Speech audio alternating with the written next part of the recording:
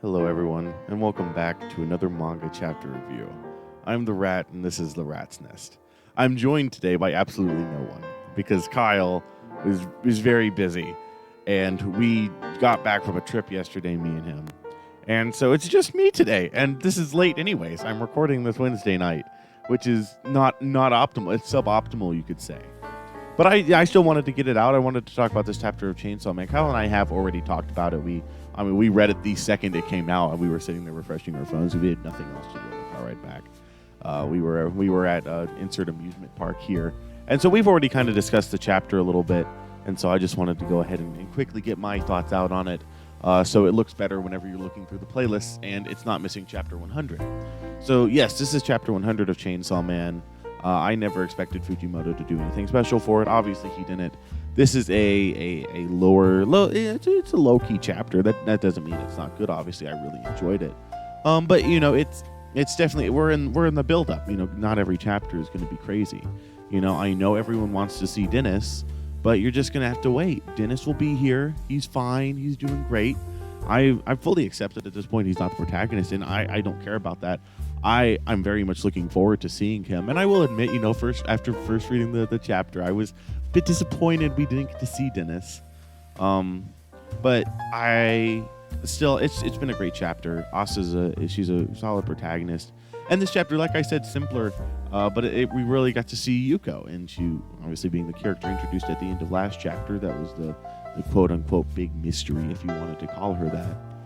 We get to see her, Asa, and Yoshida walking through the hallways, where apparently devils can live in old classrooms. You know, that's pretty classic trope with like, oh yeah, in the old abandoned rooms in schools, they're haunted.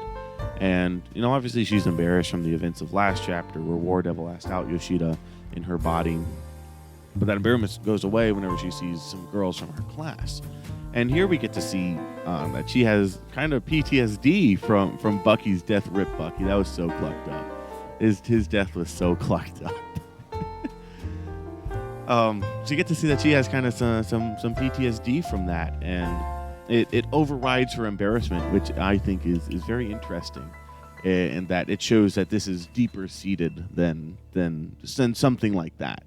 You know, it's not like, oh, I'm so embarrassed and now I have to deal with this too. It's the embarrassment just isn't even a factor anymore. So I think the way that was presented was really well, especially how she then breaks off from the group, where I thought this chapter was kind of going to be like, okay, let's get to know these three and get to see their dynamic as they hunt a devil. But that's not what this chapter was. And so she breaks away from the other two. Yoshida didn't have much to do this chapter. Something I noticed, I don't know if it was on purpose or not, but we don't get to see his eyes in very many panels. They're mostly covered by his hair. I don't know if that's just how Fujimoto's drawing him, or maybe if that's like intentional for some reason. I don't know why it'd be intentional. It's just it was noticeable enough that I was like, I wonder if that's intentional, because Fujimoto can put some details like that into his art. So I was definitely like, I'll keep an eye on that. I doubt anything will come of it really, but who knows? Maybe we know that Yoshida is hiding things from people. A lot of people have said this past week, like Yoshida's at this high school to watch over Dennis, and that's why he transferred here. And I fully believe that. If Dennis is even at this school, but I believe he is. I believe that Yoshida's watching over him. But she leaves and she goes to her locker to get her shoes, and it is covered in raw chicken from her classmates, obviously with Bucky. And you know, it's bullying as we see portrayed in anime and manga. You know, fairly classic, but I mean it does the intended effect. And then Yuko is chasing after her, being like, are you okay? And she's just like, I'm fine. I will say, reading this, obviously in Chainsaw Man the facial expressions were really good, but reading this, just the facial expressions and the kind of nuance that Fujimoto can get and wants to portray from these characters is really good. It's portrayed very well, and it's just you get a good feel for how the characters are feeling and kind of what they're thinking at any given moment, and that takes a lot of skill. And you know, I mean, Fujimoto's art is one of the big drawing points of Chainsaw Man, and I can just always really appreciate it whenever it works out like this, and he's very much showing off his skill. We then get to see Asa walking out of the school without her shoes. Obviously, they're covered in raw chicken. I wouldn't wear shoes like that. And this is where we get another interesting little tidbit here. She's walking out, obviously, just in socks, and we see the War Devil say, "Hey, you need to put some shoes on. Our feet hurt." So we see that even while War Devil is not the dominant personality of the body, it can still feel the pain of the body, right? And that's interesting.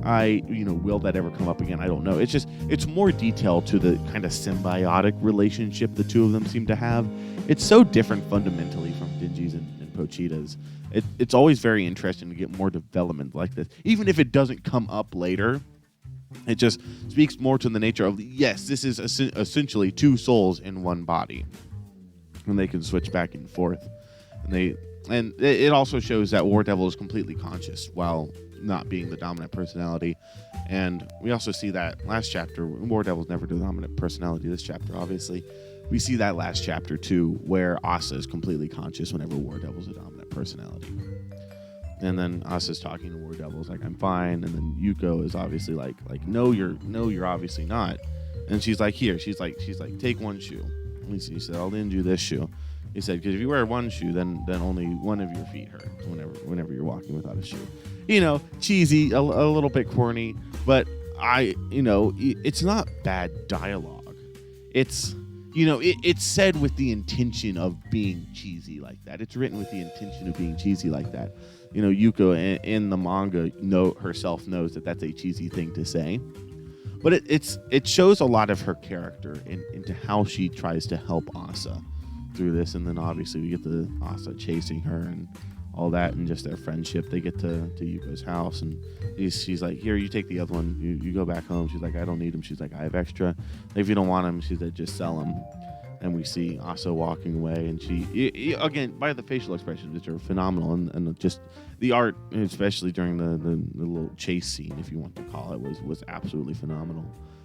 We get to see how much she really appreciates that. And of course, War Devil chiming in at the end, like, "We should sell them." It's just, again, their dynamic is very interesting and very cool, and I'm definitely looking forward to seeing it more. Yuko, in the future, what is she going to be? Is she going to be a mainstay character, or is she going to be killed off? Because now she is a friend of Asa, which makes her technically the War Devils. I believe she's going to become a weapon.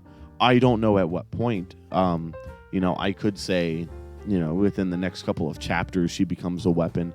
But Fujimoto isn't a grim, dark author. He kills off characters, yeah, but he kills them off in realistic ways. He's not, I'm not. This isn't a bashing on Berserk, but he's not trying to make his characters suffer in every way possible. Yes, Denji suffers a lot in Chainsaw Man Part 1, but a lot of that is from Makima and her style of villainy. Denji, it's not just suffering for the sake of suffering. It was a story point in Part 1. I don't know how prevalent it will be now in Part 2. Do I see her becoming a weapon at some point? Yes. Do I see her dying before the end of the story? Yes, probably. Because I just think once Asa gets wrapped up in all the devil shenanigans, will Yuko be able to keep up? And I think that's the question there with her character. And will War Devil turn her into a weapon? Now, I could be completely wrong. I think I've been completely wrong about my predictions for the last couple chapters. But I'm very much looking forward to seeing where it goes from here. This chapter is kind of a blank slate. It didn't really leave on a cliffhanger or anything. Could we see Dennis next chapter? Potentially. I really think we'll get to see more of Asa and Yuko's relationship develop. Maybe some more Yoshida, and maybe a bit of War Devil next chapter. This was someone worded it like this, and I thought it was really good. This feels like a good chapter that look back on this chapter for whatever. Next chapter, maybe Dennis. I think Dennis is going to be saved for a little bit. I don't think Fujimoto is in any rush to show him, and I don't think he should be. I'm very much looking forward to next chapter, and hopefully I will get that video out sooner, and hopefully Kyle will be in that one as well. So if you're this far into the video, you obviously like something about it. Maybe like and subscribe. And we will have this Sunday an actual One Piece review out, which we did not do last Sunday because we were on a trip. And Kyle will hopefully be in that one. And then I also have a One Piece Volume 2 review dropping eventually.